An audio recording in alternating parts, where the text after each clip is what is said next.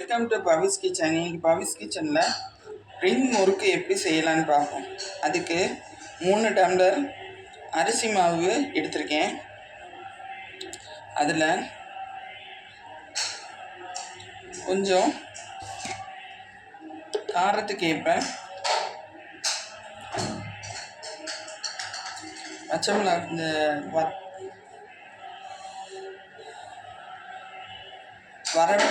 வரமிளகாத்தூள் காரத்துக்கு ஏற்ப தான் போடணும். கூட இருந்துச்சுன்னா உரப்பு கூட இருக்கும், சின்ன பிள்ளைங்களுக்கு கொடுக்க முடியாது. ஒரு 3 ஸ்பூன் 2 ஸ்பூன் இல்லை 3 ஸ்பூன் அளவுக்கு சீரகம், எள்ளு இருந்தால் கூட போட்டுக்கலாம். காய் கொஞ்சோண்டு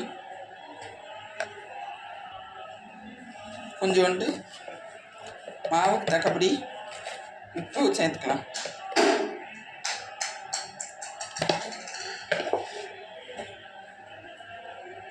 ஒரு டம்ளர் அரிசி மாவுன்னா கரெக்டாக அரை டம்ளர்லேருந்து 1 டம்ளர் அளவுக்கு வெந்நீர் தண்ணி எடுக்கணும்.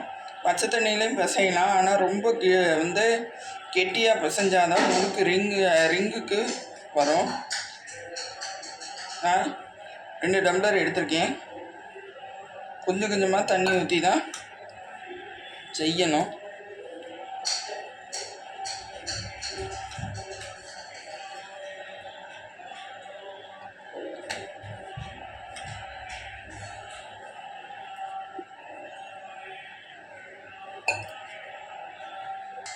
இப்போ மாவு பிசைஞ்சாச்சு. இந்த மாதிரி பிடிக்கிற மாதிரி வரணும். அப்படின்னா தான் நம்ம ரிங் போட முடியும். இந்த அளவுக்கு சைஸில் பவுல் எடுத்துகிட்டு இப்போ மெதுவாக செய்யணும். கையில் வச்சு செய்கிறவங்க பயப்படுறவங்கன்னா எதுலையாவது தட்டிலையோ ஏதாவது இது பண்ணிக்கோங்க. பண்ணிவிட்டு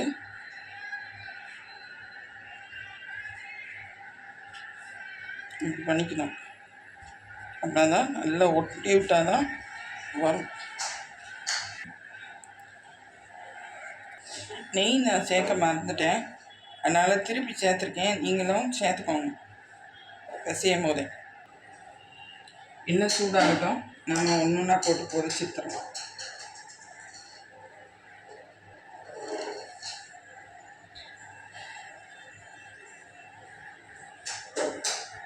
இன்னும் நல்லா காஞ்சிருச்சு. மீடியம் ஃப்ளேமில் வச்சுக்கணும். ஒன்றுன்னா போட்டு எடுத்துக்கலாம்.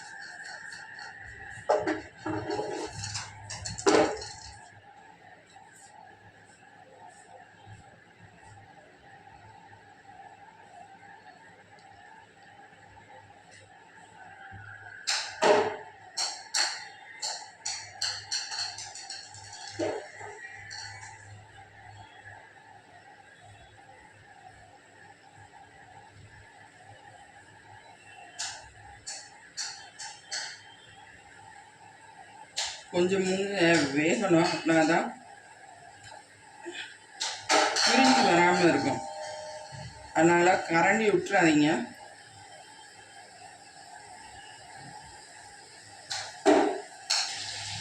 எல்லாத்தையும் போட்டேன்.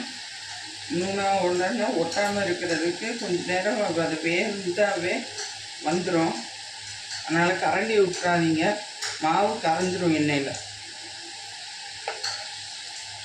தனியாக வருது பார்த்தீங்களா?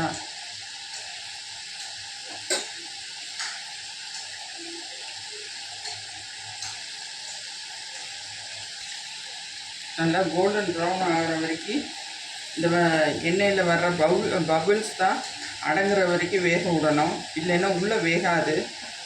பயமாக இருக்கிறவங்க மீடியம் தீயில் வச்சுக்கோங்க.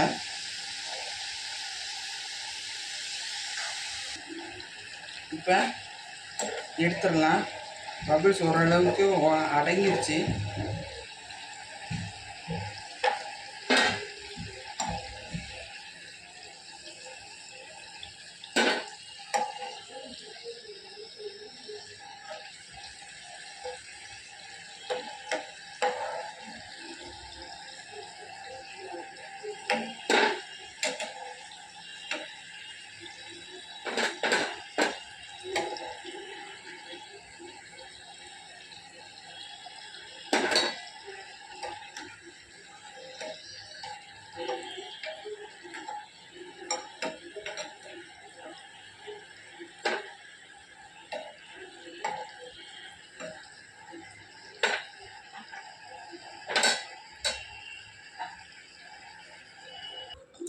கடையில் கிடைக்கிற பேக்கரியில் கிடைக்கிற ரிங்கு முறுக்கு ரெடி.